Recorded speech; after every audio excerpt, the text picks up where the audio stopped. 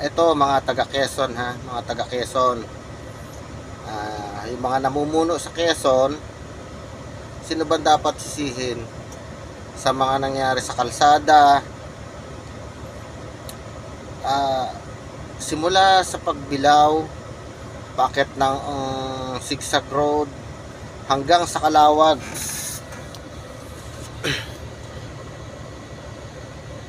Sino ba dapat nating sisihin dito? Sino ba dapat natin lapitan dito para maiayos itong buong Maharlika Highway na nasasakupan ng Quezon Province?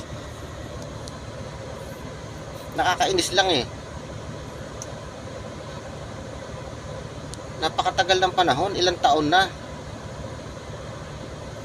Saan ba kayo dumadaan pag pupunta kayo sa inyong mga lugar? Mga namumuno sa Quezon.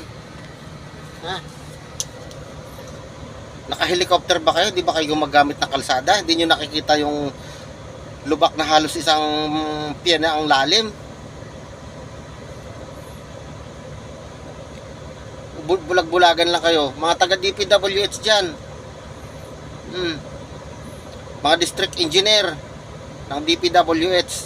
Ano bang pinagagawa nyo? Nagpapalaki lang kayo ng bayag sa mga opisina nyo? Isisisi nyo sa malalaking truck yung pagkasira ng kalsada.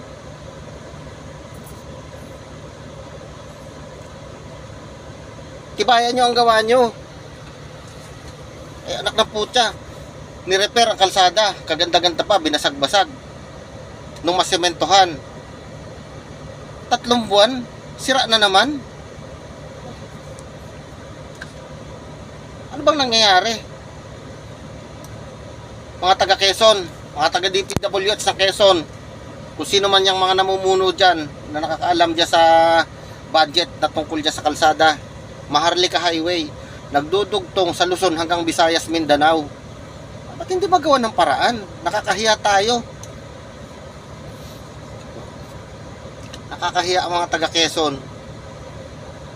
Helen Tan, pag umuwi ka doon sa inyo, sa Gumaka,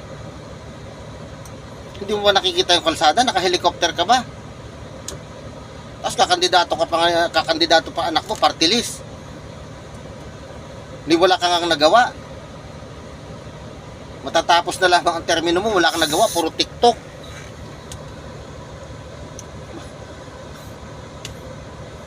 Sinong representative dito ng Quezon ngayon, sa panahon na to? Tingnan nyo yan, kalsada. Kaya maraming aksidente dyan sa zigzag road dahil sa sobrang lalim ng lubak. Halos linggo-linggo may na-aksidente dyan. Paakyat at pababa. Sa may parte ng Atimonan, halos linggo-linggo. Dahil sa sobrang lalim ng lubak. Gumawa ng sa Gumaka. Gumawa ng by diversion road, pero hindi pwedeng daanan ng truck kasi napakataas ng paakyat. Ang mga truck nandun sa bayan. Isayang ang ginastos ng gobyerno dyan. Mga consultant ng DPWH, ba't nyo ipinasayan? Na ganyan kataas o anong plano nyo dyan? Paliwanag nyo. Gawa ng bypass road. Hindi naman magamit. Klaseng mga utak ng mga namumuno ngayon. Nakakainis.